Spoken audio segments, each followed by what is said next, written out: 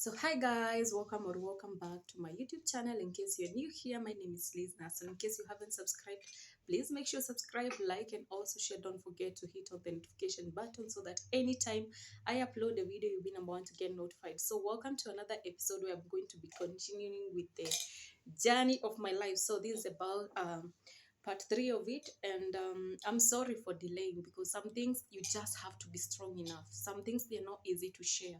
Some things they're just needing like a lot of time and a lot of courage. So like you have seen the two episodes that I have shared with you guys, it's not easy. It is not easy. So we're getting tougher up as we continue with the episodes. But I have tried to overcome all these for the past few years. Let me just say few years because when I was in school, it was training me. It was even affecting my academic performance because it's hard thinking about someone who messed up your life or someone who did something bad to you. It's not easy. So you just have to be strong enough and speak out because you can help someone out there who have been not be able to talk about whatever they're passing in life. But if they watch your story, they see how courageous you are, maybe they'll get that strength to speak to someone closer to them, or maybe to find someone whom they can communicate with. So I've tried to be talking with several people, and I appreciate because they have always, the ones I have talked to. Njeri Kimani, salute you, my darling. Thank you so much. Um, Daddy K, thank you so much for keeping me going. And a lot of you guys. I have seen Soweto, I've seen a lot of you guys. Thank you so much for your encouragement. And I don't take it for granted. I know there's nothing I can give you, but I'm so grateful. I am so grateful. So we're going to be getting inside the story today. The story about today is about molestation or rape. This is a very tough one. I just hope that I will be strong enough to share this with you guys because some things just need a relaxed mind, a mind that is focused, someone who is strong to encourage someone. It is not easy, like I have said, because I know some people might be thinking I'm sharing these stories of my life. Maybe some will think that they are scripted. Some will come up with the things like I'm looking for sympathy. Some will just come in like, are you faking it? I'm not faking anything. This is something that I experienced in life, and if I tell you that even my mom doesn't know a lot of the things that I'm telling you, you might think that I'm stupid or like but if your mom passed the same, like I have shared some experiences, hard life that she passed through, so you would see that if I tell her, you would just make the matters worse, and there's nothing or something that she could have done to make the situation better. Okay, so thank you so much for your support, guys, and I appreciate it a lot. So we reached to where that my mom was being beaten by a stepdaddy.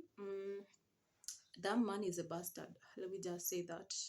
He's a very heartless human being because he caused us a lot of pain. Like my mom is blessed with seven girls, seven girls, and just one boy.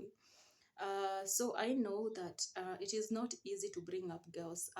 Girl child, it is not easy to like talk or sit down and encourage your girl, your daughter. Let me just say that it is very hard because just know the stages at this at the as the baby grows, or as the girl grows.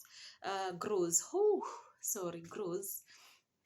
You will just find that she changed with the stages. Okay, there's adolescent, there's a but adolescent is the hardest. It's the I think it's a tough for the girls to be like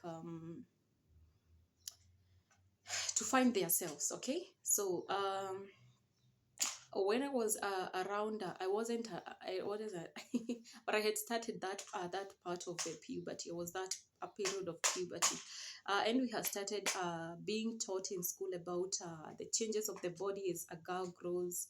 You start your breast start growing, you start feeling like your body is changing. Literally, you just feel your body changing. You're not a child anymore, right? You start experiencing and getting the menstrual cycle.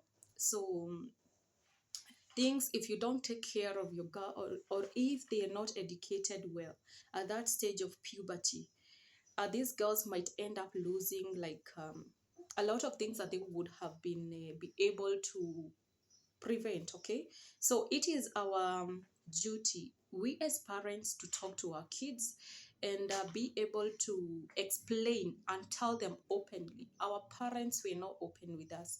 Our parents were beating around the bushes, like, I don't want to see you with a boy. That I'm not telling you the reason why. You should tell a girl, I don't want to. Or if you're playing with the boys, there's a place, or you have boundaries. This boy should not pass here. Okay, so to us, at least I had gathered some knowledge as we were being taught in school. I was in class 4, that is grade 4. I was around how many years? I think 10 or something, but I think I was, yes, I think it's 10 years if I'm not wrong. Yeah, 10 years. So at that place, 9, 10 years, yes. So our teacher was very open. I salute you, Mr. Mathenge. Yeah, he was called Mr. Mathenge. He was a man. He was teaching us openly, telling us that if you start, your breast start growing, you will see some men trying to come in, you know. And that time we were just laughing. We were just laughing because we were seeing like it is just funny, or he's just being naughty, you know. But we didn't know this is a life or a place or or a stage that you will pass through when you're growing up. So we were still kids, and at least he taught us. So it happened this day. Let me just get into the story. I stop giving those stories a lot. It happened to a day that when I'm coming out of school, you know, like the lower primary or the lower grades, like they usually go back home early than the upper primary. Let me just say that upper grades, like from 5 to 8, from 5th grade to 8th. They usually take some time. They leave school from 4:30 to 5. But for us, who is from class 4 or grade 4, going downwards, we were leaving school around 3:30 to 4, 3:30 to 4. Okay, so you see, we are going back home early. So it happened that my dad, my stepdaddy, he was just like, I don't know what was coming into his head, because I don't want to remember that, because I remember there was a time I went back home. To me, he had not thought that there is something he could do. So my mom was going to the farm like usual, you know, African women with farms, and she was not home, and she was coming back home around 5:30 or 6. That is when she's coming back home. So me, I am at home around 2 hours. So that time I get back home, it's my duty to get to go wash the dishes, my duty to go wash my uniform and wipe my shoes. And if there was potatoes, if we are going to cook potatoes, something that has potatoes or something that I can be able to prepare, I just prepare. My mom would just come and cook. Okay, so I remember there was a time I went back home and I found my stepdaddy. So it was just a normal thing to me. I just went home and I started doing. When I got inside, I went to change my uniform, and he came following me. You know, there's different rooms for parents and you kids. So he followed me. He found me like I just had the inner clothes, right? And he started telling me other things. He started becoming so touchy, and I was just like, eh, what is it? What? You know, there's that feeling. You just feel like something is not right. Something is not right. So the person was just like, you know, it is good to do this. You're now becoming a big woman, and you need to be like taught how to deal with life and other things that women do, right? So remember, I'm still 9 is a very, very small girl. So, and I watched a story about how a husband or a father was doing the same to a girl who is 7 years. So to me, I just got like shocked because there's nothing much you can do. And he told me, he started with, don't you let anyone know, whether be your sister, your mother, your friends, don't tell anyone. Remember, he is a very, very bad person. He is a violent man. He's a, I don't know what I can explain. I don't want to use bad words, but I know he's a bad, bad, bad person. So he told me, if you tell someone, you and your mother, I'm going to kill you. I'm going to kill you and your mother and whomever you tell. I'm going to kill you. So I was shocked. You know that you have seen whatever he has been doing to your mother. He has been beating your mother up and down with no mercy on him. And you're still young. There's nothing much you can do. Oh my God. There's nothing much you can do. So you're just shocked. He started like with his things. Me, I have never seen that. In fact, he was the part, I don't know, even the boys that we were playing with, I have never seen person doing like that. So he went and he forced himself on me. That was the first time. I was shocked because the moment I was waking up from that bed, I found blood. I never knew what that was. I never knew that when someone does this, you will have, they break your virginity and you will have some blood. I'm still young. He's too big on me, and I don't want to remember that time. So that was the first time.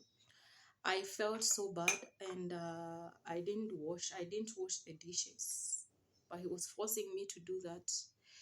I was telling me, go wash the dishes, because if your mom comes and find that you have not washed the dishes, you will find a good reason to tell her about that.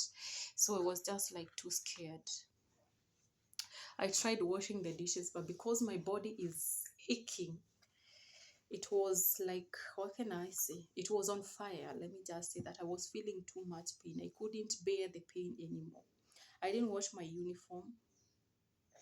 I didn't wash the dishes. Like, I did nothing. I just went to bed and sleep. I didn't even take shower. I didn't. I don't know. So my mom came and she was just like, haya, hakuna kitu imefanywa huku. That is in Swahili. What did you kiwekete huku? I was like, what are ya? Like, she was calling me, shouting, African women. So she was asking me, right that time, my stepdad had left to go to his work, whatever he does. He was doing some roasting of maize. So my mom asked me, why haven't you done? I told her I'm having a headache. I'm having a very bad headache, and I'm feeling dizzy, so I couldn't. She said, and why wouldn't you tell your uncle to call me? Because my uncle had a workshop like few meters from where we were living. So that was so hard on me, and we were taking a shower in the evening, so I went to take shower. My mom saw the blood. She was just like, nini niyo naona? What am I seeing? I didn't talk to her. I was too young to receive periods, although when you're at age of 9, you can even start receiving your periods. So she just assumed that it was periods. Oh my God. So it went like that. That was the first day. So the second day, I came back from school, and I saw his bicycle. I knew here I cannot try.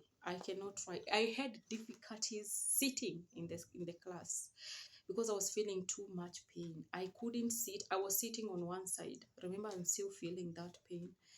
And the teachers were trying to see what is wrong. What is wrong with this lady? She's a very, very brilliant girl. I was topping. I was the top in the class all the time. If I feel I wasn't below number 3, right? I was top 3 each and every time in the lower grades. The lower grades from 1 to 3, okay?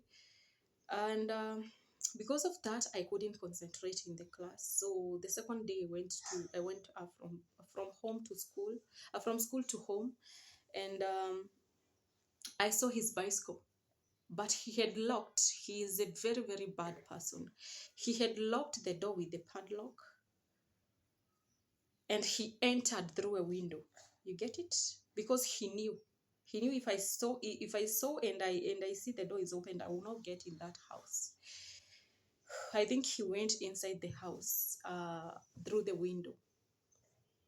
So I went in and I saw this is a bicycle. So maybe he left to work. So the door is locked.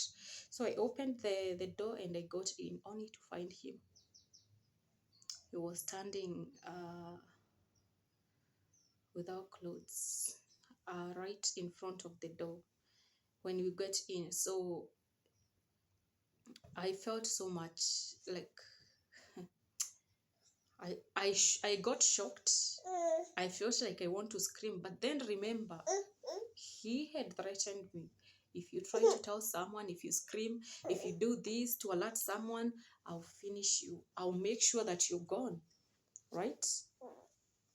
So I wouldn't like want to create like scandals, because I know I might lose my life if he has been beating my mom like this and she's his wife. So I got shocked. But I said there's no chance. There's no chance for him again. So I dropped the bag and I ran to my uncle's workshop. He was following. I don't know how he dressed that quickly because he was following me, running, saying a thief, a thief, a thief, a thief, a thief. He was calling me a thief. But because people know his behavior, so I ran and I hid myself inside that workshop. My uncle was trying to ask me, what is happening? Why is your daddy following you? I was like, I don't want to tell you, but I'm waiting for mom to come. I'll tell her. So when he saw that I'm at my uncle's and my uncle was there with his friend, he pointed at me, told me, don't come back home. Don't try to come back home. Remember, I'm still young. Hey, 9 years. And that is what you're experiencing. So that was the second time. So I started like feeling, no. I better be leaving school and I go see my mom. I go see my mom and what to the farm, and then we come back with her. But she was being like, I don't want to tell her what is happening. She was telling me, please don't come here. Don't come here. It is also risky here to come. But what you can do, just go home, you wash the dishes, and then come back. When I come back, I cook. But she doesn't know what I'm passing through. Okay, so the other time that he forced himself on me, it was when we were left home. It was on a Saturday. It was just me, my second sister, and my firstborn sister. So the firstborn, they had gone, first and second, they had gone for their tuition. So me, there's no way I'm going. So I was left home washing my clothes, and fetching water, fetching firewood, and other things. So when they came back home, at first he had left the house. He was not there. He had gone to buy some corn or some maize to come and roast in the evening. So when he came back home, my sister had already come back home. So he called me inside the house. And my sister was in the kitchen outside. The kitchen was outside. So he started touching me all over, all over. I felt, no. But my sister noticed and she told my mom. That day I remember I was beaten. What were you doing with your father? What were you? What? I was like, Mom, it is hard to tell you, but there's nothing that happened. Remember, I'm fearing for my life and that one of my mommy, or the one who are going to know, because it is easy for him to hurt someone. Very easy. He's very, very cold he has a very cold blood. He doesn't care about anything or anyone. So I was just too shocked and I couldn't hold it anymore. So I went out and never told anyone up to now. I think so few many people so few people know about that. Not many people know about it. But let me tell you, it was tricky. It was hard for me. I couldn't like be able to hide it from my face. I couldn't be able to hide it from my face. Yeah. So I don't know what I can say about men, but you people need to, you just need to wake up and think twice about whatever you're doing to someone. Just need to, I don't know. So I have faced a lot of tough time, and you guys, it's not easy. I cannot tell someone it is easy to overcome it. It is not. So in the next episode, I'll be talking about the challenges that you pass through after you get molested or you get raped. Uh, the video is already too long. It is 20 minutes. So allow me to wrap it here, and please don't forget to like. Ooh, see you next time.